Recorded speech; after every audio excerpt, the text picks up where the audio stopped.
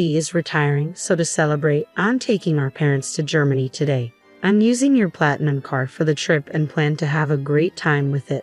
This is going to be an amazing trip. What are you talking about? Exactly what I said. No, I don't understand what you mean by exactly what I said. Please explain. We need to hurry. Okay, we'll go soon. Sorry. I have to leave now. I'll hear the details when I get back. Just one thing. Does the credit card work? Huh? My unemployed husband Jeremy took my credit card to take our parents on a trip. I've tolerated a lot from Jeremy, but this seems like the perfect chance to teach him a lesson. When he comes back from the trip, he'll have some big regrets. I'm Maria, a 35-year-old company employee. After graduating from a top university, I got a job at a major company and have been doing well there. Even though I'm only 35, I earn enough to support Jeremy, who doesn't work, and a child if we had one. But we don't have kids yet, though we're thinking about it soon. With a good job and income, I should be happy in my married life, but I'm not. The idea of having a child is just a possibility, but Jeremy not working is real. I'm not hungry for dinner because I ate snacks. That's fine, but what about your job search? I didn't go for an interview today. I just stayed home looking at job websites. Jeremy quit his job a year ago and has been job hunting since. Actually, he's been working part-time but doesn't stay in any job for long. He starts a job, quits soon after, takes a break, and then looks for another part-time job. You're looking at part-time jobs again, aren't you? I'm looking at both full-time and part-time. Why don't you stop looking for part-time jobs and focus on finding a full-time position? I know, but everything has its own timing. I wish Jeremy would find a steady job, but he can't be pushed too hard. He quit his last job because he had a conflict with his boss over work policies. That boss was known for being difficult. Jeremy stood up to him as the office representative with support from his colleagues. But when the situation got worse, his colleagues sided with the boss, not Jeremy. Because of that, Jeremy lost the boss's approval, felt betrayed by his colleagues, and found it hard to stay, so he left the company. Jeremy, dinner's ready. Can you bring it here? After quitting his job, Jeremy became reclusive and stayed in his room. After about 3 weeks, he started coming out and helping with household chores. All the dishes, really? Thanks. Then it's all yours. Yeah, I've got nothing but time, Jeremy said with a smile, but it didn't seem very genuine. After another 3 weeks, he started looking for jobs again. I have an interview today. Is it your top choice? Yeah, I'm going to get this job and start over. I'm rooting for you. Do your best. A month after quitting, Jeremy started job hunting seriously, but after another month, he still hadn't found a job. Why am I always getting rejected? Damn it, it's all my old company's fault. Don't get frustrated. You'll find something good. Of course I'm frustrated. I didn't do anything wrong. Jeremy might not be entirely blameless, but what happened at his last job wasn't completely his fault either. Still, quitting because of interpersonal issues doesn't look good to potential employers. It feels like I can't do anything right anymore. That's not true. You have an interview tomorrow. Let's work on your resume. It's pointless. I'm not going tomorrow. The constant rejections wore Jeremy down, but after a while, he became defiant. One day, I came home to find torn-up resumes on the living room floor. Knowing the interview didn't go well, I chose my words carefully. Can you throw that trash in the bin? I'm done. Done with what? Job hunting. We can live on your income, right? I don't need to work. True, we could live on my income alone. Some people don't work and do a great job as full-time homemakers, but that's not Jeremy's situation. He's just avoiding dealing with the tough realities. I understand his reluctance after the bad experience at his last job and the unsuccessful job hunt, but we need to face this issue directly. I decided to be patient with Jeremy for now. Jeremy, you still haven't found a job. What's your plan? I've worked hard before. This is just an extended break. I'm not just resting. I'm studying for the future. That's good to hear. Since Jeremy quit his job, his parents, Linda and Brandon, started visiting us more often. They were probably worried about him. Hearing that Jeremy was preparing for his next job seemed to ease their concerns, but it was a lie. The beer will run out today. Can you pick some up on your way home? It's running out again. You drink too much. Try to cut down a bit. Fine, I won't ask you again. I'll buy it myself. Jeremy wasn't studying or job hunting. Instead, he spent his days watching TV and drinking beer. He probably didn't want others to know he was unemployed. I didn't want to hurt Jeremy by telling my in-laws the truth, so I decided to keep quiet about his excuses. But after over 5 months without job hunting, I decided it was time to address it. Jeremy, maybe it's time to start job hunting. You seem more settled now. What? It's been less than half a year since the problems at my last job. You want me to work again so soon after that? I just think the break has been a bit long. Stop nagging. You don't understand my situation because your job is going well. I have my own struggles, you know. Everyone has work problems and relationship issues. We all try to solve them. Let's work through this together. I get it. I'll look for a job. Jeremy walked out in the middle of our conversation. It seemed my words had hurt him, but him agreeing to look for a job felt like a positive step. I decided to wait until he was in a better mood to apologize. I got a job because of your nagging. That's great. Where? At a nearby supermarket. So, you'll need to learn and work hard, right? It's just part-time. No need to work too hard. Part-time or not, a job is a job. Is that a problem? I wanted to say something to Jeremy, but maybe starting a little work could help him get back on track. I decided to observe and see how it goes. I'm home. Jeremy, you're back. How's the job? I quit the supermarket part-time job. Why? It hasn't been that long. A college student there was being bossy, telling me to always put the vegetable boxes at the bottom in storage. It felt like harassment. That student was probably just showing you how to do the job. In many workplaces, even a college student can be a senior. Jeremy kept finding new jobs but couldn't stick with any of them. It's been a year, and he still hasn't managed to keep a job for long. Jeremy, what job are you doing now? I'm working part-time at a pub now. I've never worked in food and beverage before, but it's interesting. I think I've finally found my calling. Really? That's great, but isn't the pay from a part-time restaurant job kind of low? That's fine. I'm currently apprenticing and aiming to go independent. So you plan to own your own place someday?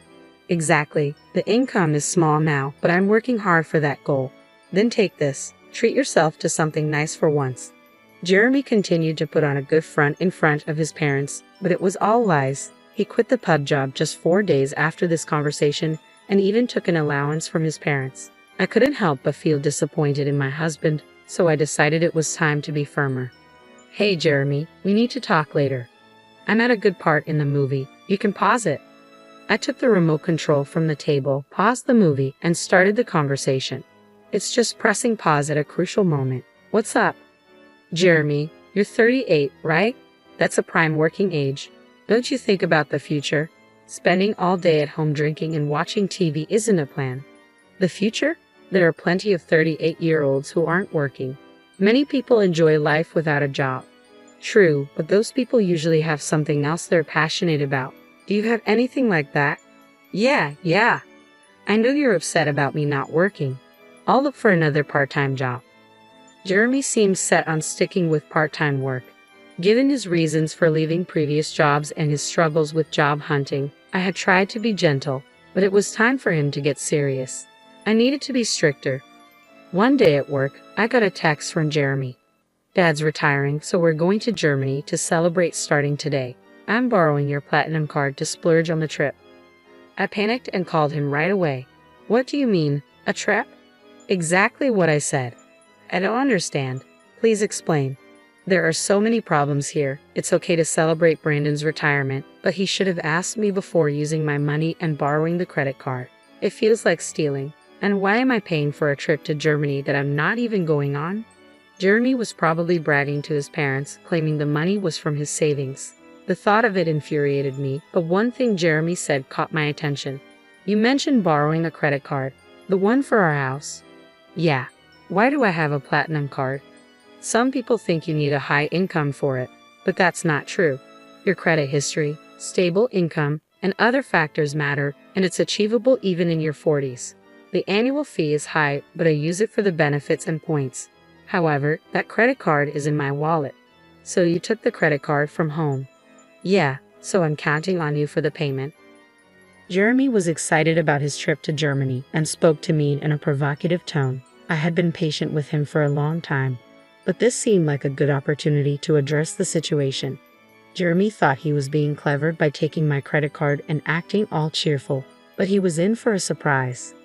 What are you doing? We need to go. Got it. I'm coming. Sorry, I need to move on now. I'll hear the details when I get back. Just one more thing. The credit card you took won't work. What? That can't be right. It's in Maria's name, and the expiry date is this month. It's short, but it shouldn't be a problem. You're lying, right? Maria, you're lying to stop me from using the card, aren't you?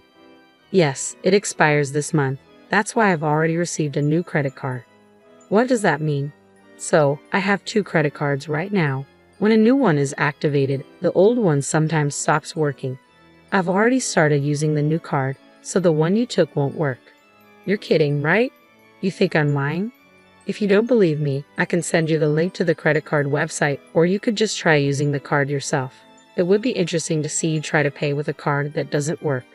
This credit card really won't work. Hey, hurry up. I hear his parents calling him in the background, but Jeremy, realizing the card won't work, seems too flustered to pay them any attention. What should I do? I told them I'd pay for everything except the round-trip travel. Oh, so they covered the flight? Yes. Dad felt bad about having all the trip costs covered. What should I do? I'm about to take a cab, and I don't even have money for that. That's not my problem. You said you'd pay for everything except the flight. Using my credit card in the first place was wrong. Pay with your own money. How can I? I don't have any money.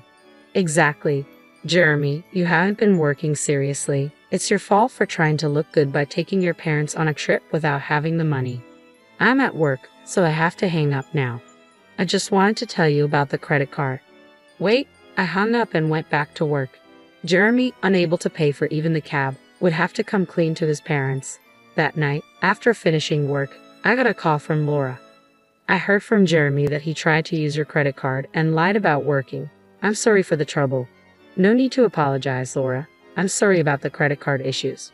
Are you okay with the money? We'll cover the trip's costs when we get back. I'll make sure Jeremy apologizes and finds a job right away. I'm sorry, Laura, but I'm considering divorcing Jeremy. Divorce because of this? It's part of it, but Jeremy has been taking money from me for a while. What? I stopped giving Jeremy money to curb his drinking. He started a part-time job and bought his own alcohol, but the salary wasn't enough for daily drinking. Jeremy began stealing money from my wallet to buy alcohol. Over the year, he repeatedly took amounts ranging from $7 to $70, which added up to a significant sum. I had been strict, hoping he'd change, but when he stole my credit card for his trip, it was clear he had no intention of improving. I respect your decision. Should I tell Jeremy about the divorce? Could you just tell him I want a divorce? We'll discuss the details when he gets home. About an hour later, the next morning after my call with Laura, Jeremy called. He must have heard about the divorce from her, but I had asked her to wait until he was back to discuss it. Too exhausted to deal with it, I decided not to answer. The next morning, after returning from work, I found Jeremy at home. He had cut his trip short. I'll work properly now. Please don't leave me, he pleaded as I entered the living room. Seeing Jeremy, he immediately apologized.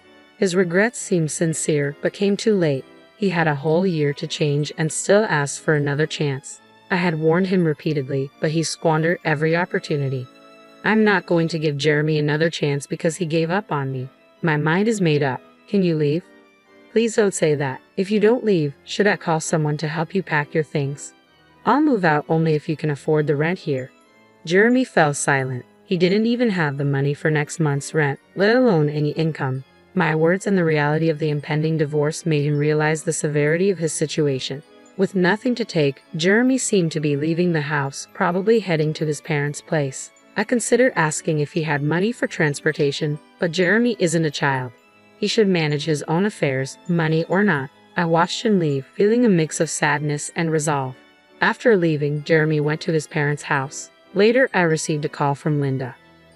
My parents-in-law let Jeremy stay for one night, but then asked him to leave the next day. They were worried he might become too reliant on them if he stayed. They wanted to create a situation where he had to fend for himself. It must have been tough for them to send their son away, but they felt it was necessary for his recovery. Kicked out from his parents' home, Jeremy came back to our house, pleading with me. Please help me. I've got nowhere to go and no money. That's the result of your own actions. You need to handle it yourself. Everyone faces hardships. Sometimes it's necessary to ask for help, but all you've done in the past year is abandon your responsibilities and do as you please. I didn't let Jeremy into the house and turned him away from the doorstep. The divorce went through eventually.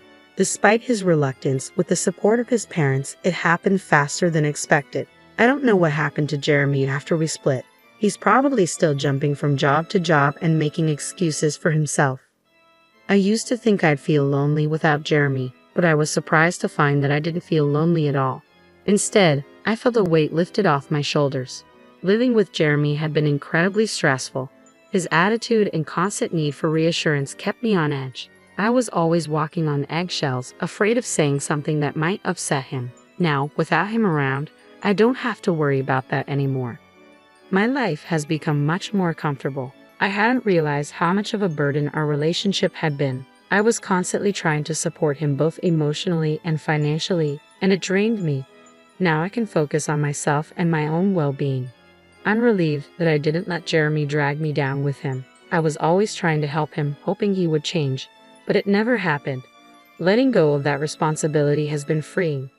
I no longer have to cater to anyone else's needs or deal with anyone else's problems. I can finally live my life on my own terms without having to accommodate anyone else. It's a fresh start, and I'm embracing it fully. I have more time for myself, more energy to pursue my own interests, and a clearer mind to think about my future. I'm grateful for this new chapter in my life, free from the stress and worry that Jeremy brought into it.